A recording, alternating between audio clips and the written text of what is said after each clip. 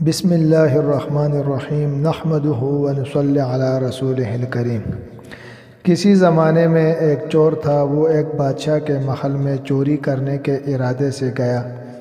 رات کا وقت تھا اور محل کے ایک کمرے سے بادشاہ اور اس کی بیوی کی گفتگو کی آواز آ رہی تھی۔ وہ کھڑے ہو کر سننے لگا، اگرچہ ایسا سننا غلط ہے، ناجائز ہے، چوری ہے، لیکن چور تو چوری ہی کرنے آیا تھا، تو اسے سننے میں کیا چیز مانے ہوتی؟ آخر وہ چور ہی تو تھا۔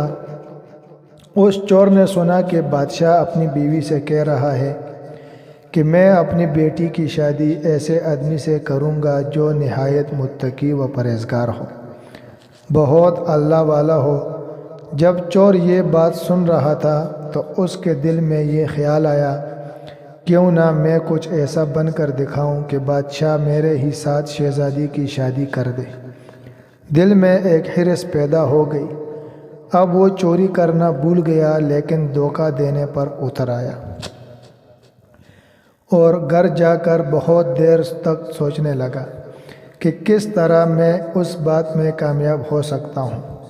پھر ایک تدبیر اس کی سمجھ میں آئی کہ بادشاہ کے محل کے قریب ایک مسجد ہے، اس میں جا کر بزرگانہ لباس پہن کر اور ان کی وضاقت اختیار کر کے وہاں دن رات عبادت میں مشغول ہو کر بیٹھ جاؤں تو شاید یہ بات بادشاہ تک ضرور پہنچے گی کہ کوئی آدمی یہاں ایسا متقی پرہیزگار ہے جو دن رات اللہ کی عبادت میں مصروف ہے، تو ہو سکتا ہے کہ بادشاہ کی نگاہ میرے اوپر پڑ جائے اور میں شہزادی سے شادی کے لیے چن لیا جاؤں۔ یہ اس چور کا ایک نہایت حقیر اور ذلیل دنیاوی مقصد تھا جس کے لیے اس نے یہ ارادہ کیا۔ پھر اس نے اپنے پروگرام کے مطابق بزرگانہ لباس و پوشاک و ذائقہ اختیار کر کے اس مسجد میں جا کر نمازوں پر نمازیں، ذکر و تلاوت، مراقبہ سب شروع کر لیا۔ دن گزرتے گئے اور لوگوں میں شہرت ہوتی گئی کہ کوئی اللہ والے بہت بڑے ولی یہاں آ گئے ہیں جو دن رات عبادت کرتے ہیں۔ یہاں تک کہ یہ بات بادشاہ تک پہنچ گئی کہ یہاں کوئی اللہ والے آ کر بیٹھے ہیں، جوان، زہد و عبادت میں لاجواب، تقوی و طہارت میں بے نظیر۔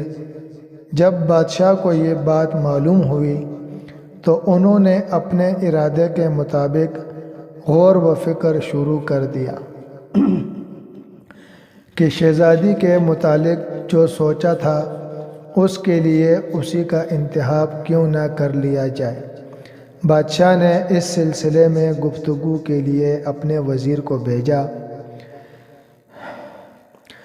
وزیر اس شخص کے پاس مسجد پہنچا اور باادب ہو کر اس سے کہا کہ میں آپ کی خدمت عالیہ میں بادشاہ کی طرف سے ایک پیغام لے کر آیا ہوں۔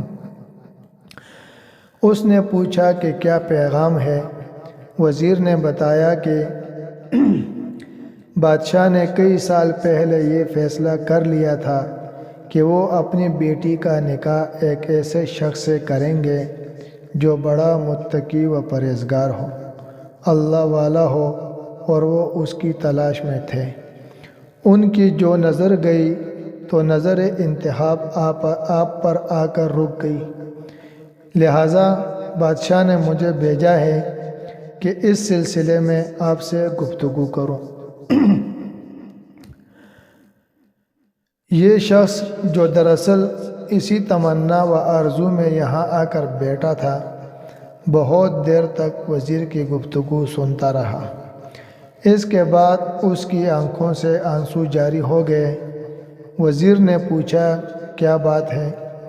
تو کہنے لگا کہ آج جو پیغام لے کر آپ آئے ہیں یہ پیغام مجھے منظور نہیں ہے۔ وزیر نے کہا کہ کیوں منظور نہیں ہے؟ اس شخص نے کہا کہ دیکھیے، میں صاف صاف بات آپ کو بتاتا ہوں کہ میں اصل میں ایک چور تھا اور ایک مرتبہ بادشاہ کے محل میں چوری کے ارادے سے گیا تھا۔ پھر جو کچھ بھی ہوا اس کو سنایا، اور اس کے بعد اس چور نے کہا کہ میں نے تو یہ وضع قطع اسی حرص کی وجہ سے اختیار کی تھی، لیکن میں یہاں آ کر بیٹھا تو میرے اللہ نے مجھے اپنا بنا لیا۔ اب بس اس کے بعد مجھے اور کسی کی ضرورت نہیں، میرے لیے میرا اللہ ہی کافی ہے۔ بے شک جب عبادت عبادت بن جائے، نماز نماز بن جائے، ذکر ذکر بن جائے، اور ہماری دیگر عبادتیں واقعی عبادتیں ہو جائیں، تو بے شک یہ نمازیں اور عبادتیں انسان کو برائیوں سے روکتی ہیں۔ اللہ رب العزت ہمیں اپنا تعلق نصیب فرمائے اور حضور پاک صلی اللہ علیہ وسلم کی اتباع نصیب فرمائے۔